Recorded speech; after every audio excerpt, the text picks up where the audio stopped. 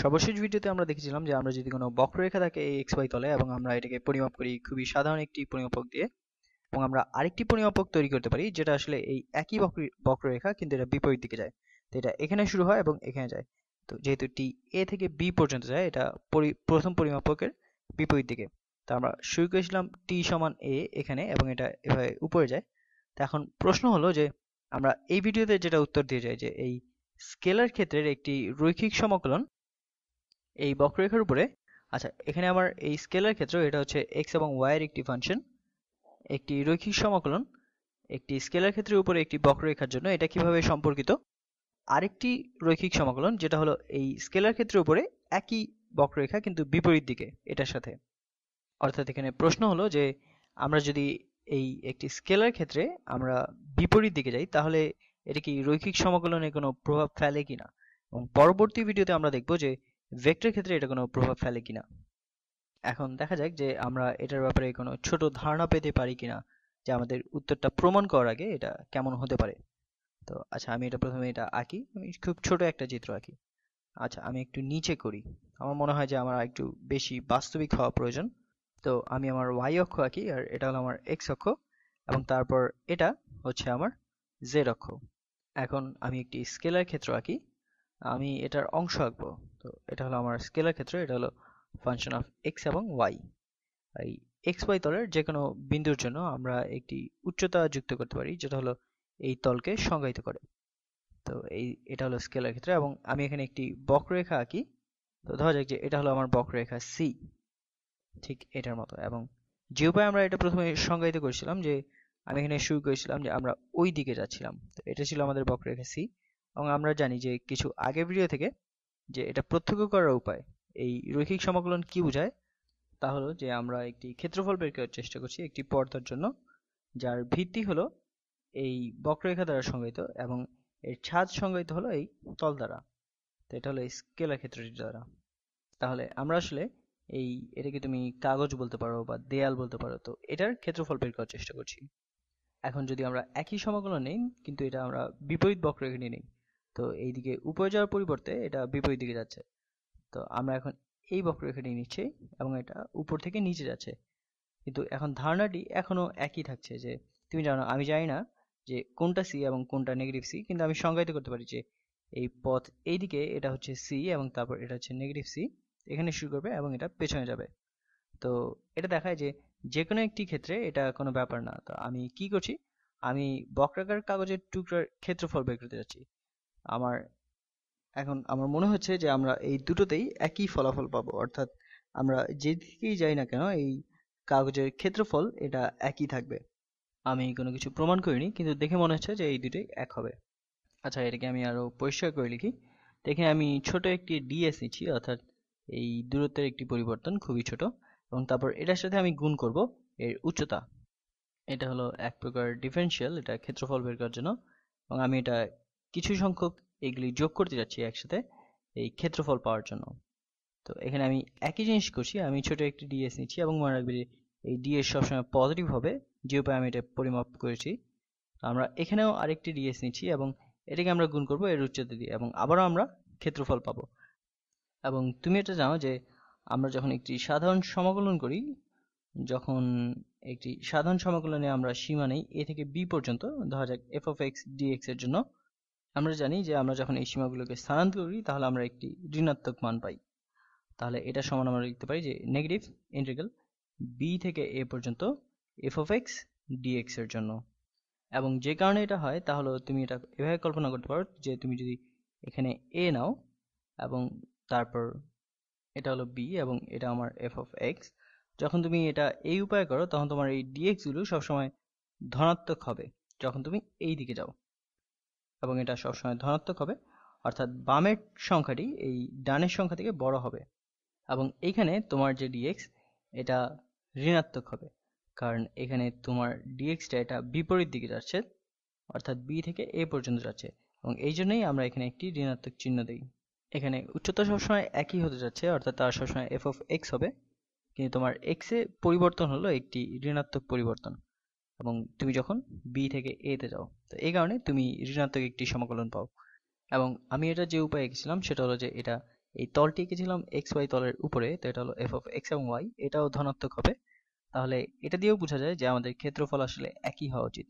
কিন্তু চলো আমরা এটা এখন প্রমাণ করে দেখি। তো আমরা এটা নিজেরা প্রমাণ করি। আমরা আমাদের প্রথম পরিমাপক নিয়ে শুরু করি, যেমনটি আমরা শেষ ভিডিওতে করেছিলাম। তো এখানে আমাদের x সমান হচ্ছে এক্স অফ টি এবং y সমান হচ্ছে ওয়াই অফ টি, এবং আমরা যেটা নিয়ে আলোচনা করছি সেটা হলো টি এ থেকে বি এর মধ্যে, এবং আমরা জানি যে এটার ডেরিভেটিভও আমাদের লাগবে, তো এটা আমরা লিখে রাখি। তো এখানে লিখতে পারি যে dx ভাগ dt এটা সমান হচ্ছে x প্রাইম অফ টি, এবং dy ভাগ dt এটা একটু পরিষ্কার করে লিখি। তো এখানে হবে dy ভাগ dt এটা সমান হচ্ছে y প্রাইম অফ t। এবং আমি জানি যে আমি এখন পর্যন্ত যা করেছি সেটা তেমন আহামরি কিছু নয়, কিন্তু আমরা জানি যে এই সমাকলন এটা c এর উপরে f অফ x এবং y এর জন্য, এটা এই f হলো একটি স্কেলার ক্ষেত্র, এটা ভেক্টর ক্ষেত্র নয়, গুণ ds এটা সমান সমান হচ্ছে সমাকলন t সমান a থেকে t সমান b পর্যন্ত, এবং f of x of t এবং y অফ t গুণ স্কোয়ার রুট dx ভাগ dt স্কোয়ার, যেটা হলো একই জিনিস যে x প্রাইম অফ t স্কোয়ারের মতো, x prime of t square যোগ dy ভাগ dt স্কোয়ার, যেটা হলো y প্রাইম অফ t স্কোয়ারের সমান, তো যোগ y prime of t square, এবং এই পুরোটার সাথে গুণ dt। তো এটা হলো এই সমাকলন এই প্রদত্ত পরিমাপক ব্যবস্থা, অর্থাৎ প্যারামিটারাইজেশন নিয়ে। তো এখন এই নেগেটিভ সি এর জন্য করা যাক। তো নেগেটিভ সি এর জন্য আমরা এটা কমলা রঙে করি। তো আচ্ছা, আমি এটা নিচে করি। তো নিচে আমি লিখি যে নেগেটিভ সি এক্স সমান হচ্ছে, এটা আমরা আগের ভিডিওতে করেছিলাম, এটা উপরে এখানে আছে। তো এক্স সমান হচ্ছে এ যোগ বি বিয়োগ টি, এবং ওয়াই সমান হচ্ছে, ও দুঃখিত, এখানে x সমান a যোগ b বিয়োগ t হবে না, এটা হবে x সমান হচ্ছে x অফ a যোগ b বিয়োগ t, এবং y এর মান হবে y অফ a যোগ b বিয়োগ t, এবং t এর মান হলো a থেকে b পর্যন্ত, এবং t এর মান হচ্ছে a থেকে b পর্যন্ত। এবং এটা আসলে আমরা এর আগের ভিডিওতেই পেয়েছিলাম, x সমান হচ্ছে x অফ a যোগ b বিয়োগ t, এবং y সমান হচ্ছে y অফ a যোগ b বিয়োগ t, এবং এর মানে হচ্ছে যে একই বক্ররেখা কিন্তু এটা নিচের দিকে যায়, অর্থাৎ বিপরীত দিকে যায় যখন t এর মান বাড়তে থাকে। এখন আমরা তাহলে ডেরিভেটিভ বের করবো। তো আমি ডেরিভেটিভের রঙে যাই। তো dx ভাগ dt এটা সমান হবে, এখানে আমাদের চেইন রুল ব্যবহার করতে হবে। তো a যোগ b বিয়োগ t, এখানে ভিতরে এটার ডেরিভেটিভ হবে শুধু নেগেটিভ 1, এবং তারপর আমাদের এই পুরোটার ডেরিভেটিভ বের করতে হবে এই ভিতরের এটার সাপেক্ষে। তো এটা হবে x প্রাইম অফ a যোগ b বিয়োগ t, আর এটাকে আমরা সরল করে লিখতে পারি যে negative x prime of a যোগ b বিয়োগ t, এবং তারপর y এর ডেরিভেটিভ অর্থাৎ dy ভাগ dt। তো এখানেও আমরা একইভাবে এটা লিখতে পারি যে এই প্রথমে ভিতরের ডেরিভেটিভ এটা হবে নেগেটিভ 1, তারপর গুণ এই বাইরেরটার ডেরিভেটিভ ভিতরেরটার সাপেক্ষে, এটা হবে y প্রাইম অফ a যোগ b বিয়োগ t, এবং তারপর এটাকে আমরা সরল করে লিখতে পারি, তাহলে যে এটা সমান হচ্ছে negative y prime of a যোগ b বিয়োগ t। এখন এই সব কিছু দেওয়া আছে, এখন তোমার বের করতে হবে যে এই ইন্টিগ্রালের মানটা কি হবে। তো এই ইন্টিগ্রাল এটা নেগেটিভ সি এর জন্য, এটা স্কেলারের ক্ষেত্রে এফ অফ এক্স এবং ওয়াই গুণ ডিএস এর জন্য। এখন এটা সমান কি হবে? তো এটা সমান আমরা লিখতে পারি যে এখন টি এর সাপেক্ষে যে ইন্টিগ্রেশন এ থেকে বি পর্যন্ত এফ অফ, এবং এখানে এক্স অফ টি না, এখানে আছে আমাদের এক্স অফ এ যোগ বি বিয়োগ টি। এটা কিছুটা পেঁচানো, কিন্তু আমার মনে হয় এটা খুব বেশি বিভ্রান্তিকর না। এবং আবারও আমরা এখন y নিব। তো এখানে এখানে y অফ t নেই, এখানে আছে y অফ a যোগ b বিয়োগ t, y অফ a যোগ b বিয়োগ t, এবং তারপর এটা গুণ স্কোয়ার রুট। আচ্ছা, আমি এখানে রংটা একটু বদলে নেই। তো এখানে হবে স্কোয়ার রুট dx ভাগ dt স্কোয়ার। তো dx ভাগ dt স্কোয়ার কি হবে? তো এটা হলো এই জিনিসটি স্কোয়ার বা এইটা স্কোয়ার। এখন আমার যদি কোনো কিছু নেগেটিভের স্কোয়ার থাকে তাহলে সেটা স্কোয়ার করলে সেই নেগেটিভ থাকে না, তাহলে যেই কোনো কিছু যেটা ছিল সেটা স্কোয়ার হবে। অর্থাৎ আমরা এটাকে এভাবে লিখতে পারি যে নেগেটিভ এক্স প্রাইম অফ এ যোগ বি বিয়োগ টি স্কোয়ার। এটাকে স্কোয়ার করলে নেগেটিভ আর থাকবে না, তাহলে আমাদের থাকে শুধু এক্স প্রাইম অফ এ যোগ বি বিয়োগ টি স্কোয়ার। তাহলে আমরা এখানে লিখতে পারি যে এক্স প্রাইম অফ এ যোগ বি বিয়োগ টি স্কোয়ার, অর্থাৎ এখানে যে ফাংশনটা থাকবে সেই পুরোটা স্কোয়ার, যোগ আমরা একইভাবে এটাকেও লিখতে পারি যে এটা স্কোয়ার করলে এখানে এই নেগেটিভটা থাকবে না, তাহলে আমাদের শুধু থাকবে যে ওয়াই প্রাইম অফ এ যোগ বি বিয়োগ টি স্কোয়ার। এটা একটু বড় করে দেই এবং তারপর এই পুরোটা গুণ ডিটি। তো এটা হলো তল সমাকলন এই সি বক্ররেখার উপরে। ও এটা তল সমাকলন না, এটা রৈখিক সমাকলন, কারণ আমরা এখনো তল সমাকলন দেখিনি। তো এই রৈখিক সমাকলন সি বক্ররেখার উপরে, এবং এটা হলো রৈখিক সমাকলন এই নেগেটিভ সি বক্ররেখার উপরে। তারা এখনো সমান দেখাচ্ছে না, তো এটা আরেকটু বেশি জটিল দেখায় এটা থেকে। তো দেখা যাক যে এটাকে আমরা সামান্য একটু পরিবর্তন করে এটাকে সরল করতে পারি কিনা। এখন আমি সুন্দর একটি রং নিই। তো ধরা যাক যে ইউ সমান হচ্ছে এ যোগ বি বিয়োগ টি। তাহলে প্রথমে আমাদের সীমা বের করতে হবে। আচ্ছা চলো প্রথমে আমরা ডিইউ বের করি। তো ডিইউ ভাগ ডিটি অর্থাৎ ইউ এর ডেরিভেটিভ টি এর সাপেক্ষে, তো এটা সমান কি হবে? এটা সমান হবে -1। এবং তাহলে আমরা লিখতে পারি যে ডিইউ সমান হচ্ছে, আমরা যদি দুই দিকে ডিটি দিয়ে গুণ করি তাহলে আমরা পাই যে ডিইউ সমান হচ্ছে ডিটি। এখন চলো আমরা আমাদের সীমার বিন্দুগুলি বের করি। তো টি এর মান যখন এ হয় তখন ইউ সমান হচ্ছে এ যোগ বি বিয়োগ এ, এটা সমান হয় বি। এবং টি এর মান যখন বি হয় তখন ইউ সমান হচ্ছে এ যোগ বি বিয়োগ বি, অর্থাৎ এটা সমান হচ্ছে এ। তো আমরা এখানে স্থানান্তর করি এই উদ্ভট পেঁচানো দেখতে এই সমাকলনের জন্য, এবং এটা পরিবর্তন করে দেখি এটা সরল করা যায় কিনা। তো আমাদের এই সমাকলন এটা সমান হবে যে সমাকলন টি সমান যখন এ তখন ইউ সমান হলো বি, এখানে বি থেকে টি সমান যখন বি তখন ইউ সমান হচ্ছে এ, তাহলে এ পর্যন্ত।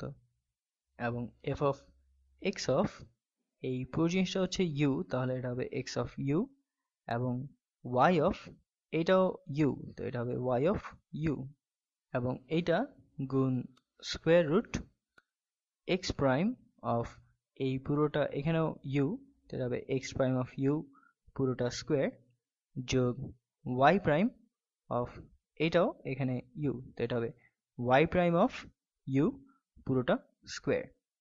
এবং তারপর আমাদের ডিটি এর পরিবর্তে এখানে আমাদের, আচ্ছা এখানে আমরা যদি এটাকে দুই দিকেই আমরা -1 দিয়ে গুণ করি তাহলে আমরা পাই যে ডিটি সমান হচ্ছে ডিইউ, তাহলে এখানে গুণ ডিইউ।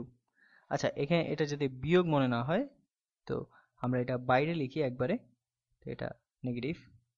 এবং এই সমাকলনের জন্য আমরা বি থেকে এ পর্যন্ত যাই। এখন আমরা যেহেতু জানি যে এখানে বিটা বড়, তো আমরা এটা আরো সহজ করার জন্য আমরা এটা উল্টে ফেলি। আমি ভিডিওর শুরুতেই এটা বলেছিলাম যে আমাদের যদি খুবই সাধারণ এবং সরল একটি ইন্টিগ্রাল থাকে, তো যেখানে আমাদের এমন কিছু আছে যে ইন্টিগ্রাল বি থেকে এ পর্যন্ত এফ অফ এক্স গুণ ডিএক্স এর জন্য, অথবা এটা ইউ হতে পারে। আচ্ছা আমি এটা এখানে পাল্টে লিখি, তো এটা হবে এফ অফ ইউ গুণ ডিইউ, এটা সমান হলো নেগেটিভ ইন্টিগ্রাল এ থেকে বি পর্যন্ত এফ অফ ইউ গুণ ডিইউ এর জন্য। এবং এটা আমি আগেই চিত্র এঁকে দেখিয়েছিলাম যে আমরা যখন এই সীমাগুলি পাল্টে ফেলি তখন আমাদের এই ডিইউ একটা আরেকটা ঋণাত্মক হয়ে যায়। তাহলে আমরা সীমাটা পাল্টে ফেলি, কারণ তাহলে আমাদের একটি নেগেটিভ দিয়ে গুণ হবে এবং এখানে ইতিমধ্যে একটি নেগেটিভ আছে, তো সেটা পজিটিভ হয়ে যাবে। তাহলে আমরা বলবো যে ইন্টিগ্রাল এ থেকে বি পর্যন্ত। আর এখানে আসলে আমাদের নেগেটিভটি থাকছে না, কারণ আমরা এই সীমা পরিবর্তন করায় এখানে একটি নেগেটিভ চিহ্ন দিয়ে গুণ হবে, তো এখানে আমরা জানি যে নেগেটিভ দিয়ে নেগেটিভ গুণ করলে এটা পজিটিভ হয়ে যায়। এবং তারপর F of X of you এবং ওয়াই অফ ইউ গুণ square root x prime of U square যোগ Y prime of U square গুণ ডিইউ। এখন মনে করো যে আমরা এখানে যেটা করলাম সেটা কিন্তু আমাদের যে নেগেটিভ বক্ররেখাটি ছিল নেগেটিভ সি, আমরা সেটার জন্য এটা করেছি। এটা সমান ছিল যে ইন্টিগ্রাল নেগেটিভ সি বক্ররেখার জন্য এফ অফ এক্স এবং ওয়াই গুণ ডিএস এর জন্য। এবং আমরা আমাদের যে প্রথম যে বক্ররেখাটি নিয়েছিলাম সেটা আমরা দেখি। আচ্ছা, এটা আমি কপি এবং পেস্ট করি। ও, আমি ভুল করছি, দুঃখিত। কপি, তারপর পেস্ট। এখন এই দুটিকে তুলনা করলে এটা কি হয়, এটা ভালোভাবে দেখা যাক যে তারা আসলে মোটামুটি একই মনে হয়। এখানে শুধু এই নেগেটিভ বক্ররেখার জন্য আমাদের কিছু ইউ আছে এবং এই পজিটিভ বক্ররেখার জন্য আমাদের কিছু টি আছে। তারা ঠিক একই জায়গায় আছে। তো এই সমাকলনগুলো আসলে ঠিক একই সমাকলন। তুমি যদি এই ইউ কে একটু স্থানান্তর করো, তুমি যদি ইউ সমান টি স্থানান্তর করো, তাহলে এই সমাকলনটি এটা হতে যাচ্ছে যে এটা সমান হবে ইন্টিগ্রাল এ থেকে বি পর্যন্ত ঠিক একই জিনিস, যে F of X of you এবং ওয়াই অফ ইউ গুণ স্কোয়ার রুট আর একটি bracket square root x prime of U square যোগ Y prime of U square এবং এই পুরোটা গুণ ডিইউ। এবং এই দুটো জিনিস আসলে একই। তাহলে আমরা এখানে স্থানান্তর করলাম এবং আরো অনেক কিছু করলাম, কিন্তু আমরা একই ইন্টিগ্রাল পেয়েছি। তো আমার মনে হয় যে এতে তুমি সন্তুষ্ট হবে যে আমরা যদি এই বক্ররেখার আকৃতি একই থাকে, তো এটা আসলে আমরা সম্মুখ বা পেছন দিকে যেদিকেই যাই না কেন, তো আমাদের এই উত্তর ইন্টিগ্রাল একই পাবো। এবং আমার মনে হয় এটা আমাদের ধারণার সাথে মিলে যায়, কারণ আমরা সামনে বা পেছনে যেদিকেই যাই না কেন আমরা এই দেয়ালের ক্ষেত্রফল বের করছি।